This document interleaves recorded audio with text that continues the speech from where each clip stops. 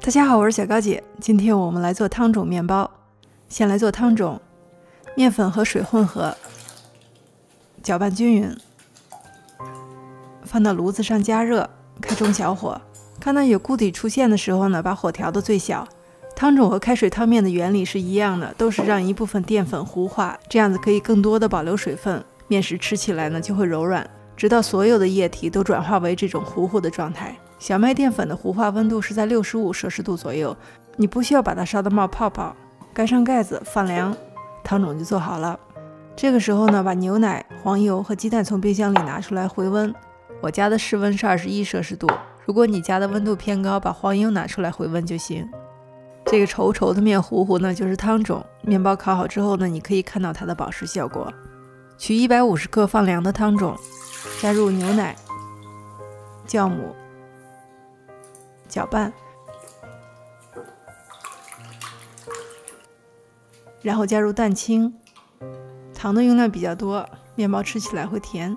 最后一点盐，先搅拌一下，然后放入高筋面粉。这个吐司追求的是极致的面包组织，它对面筋的要求比较高，而且加入汤种会非常粘手，建议用搅拌机来揉面，当然你用手揉也可以。搅拌成团之后呢，用4档较大面团，大概4、5分钟的样子，然后放入室温黄油，继续用4档搅打，大概12到15分钟。盆子的边缘比较干净，面团看起来表面比较平滑。我把面团拿出来给你看一下，这个盆子我提前涂了一层油，面团虽然坑坑洼洼，但是你可以感觉到它很柔软，而且表面发亮有光泽，面团可以拉出大片结实的薄膜。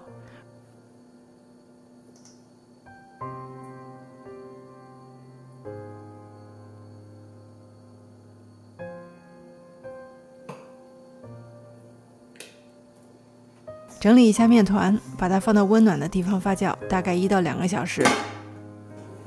面团2倍大，取出面团，简单的排气。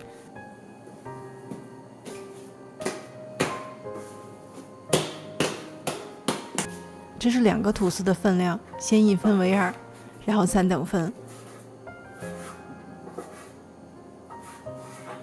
简单滚圆。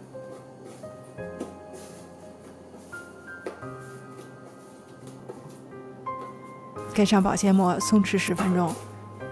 10分钟之后呢，光面朝上，擀出一个长方形，这也是一个彻底的排气过程。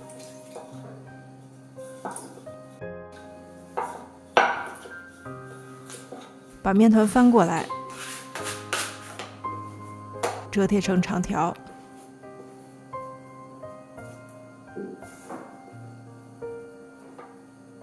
6个都做好之后呢，拿出第一个。还是光面朝上，擀长，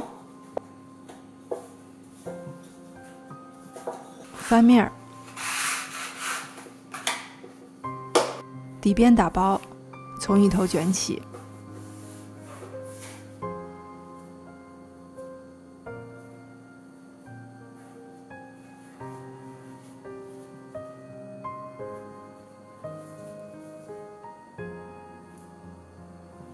放入吐司膜，盖上保鲜膜，温暖的地方发酵。快要发酵好的时候呢，350华氏度或者170摄氏度预热烤箱，发酵到8、9分满的样子，刷蛋液，放入烤箱烤30分钟。我是打开风扇烤的，它上色会比较均匀。如果你的烤箱没有风扇，用375华氏度也是烤30分钟。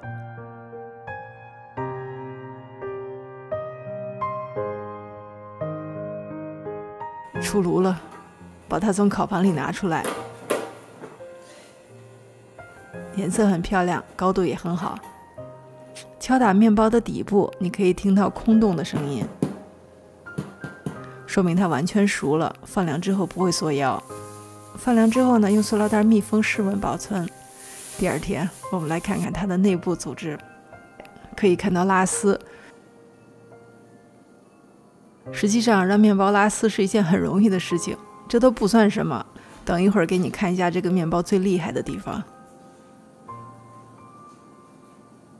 掰开的这一面从上到下，它的气泡大小和分布都是非常均匀的，所以它看起来轻飘飘、软绵绵，像云朵一样。切的时候呢，把它侧面放平，这样切。拿2片面包，面包机里烤一烤。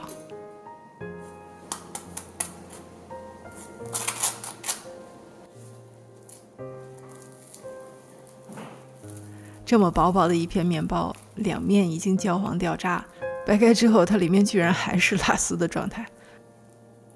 不是每一个面包都可以做到这一点的，这才是汤种面包的厉害之处啊！你可以想象得出来这一片面包吃在嘴里的感受吗？谢谢大家收看，我是小高姐，我们下期再见。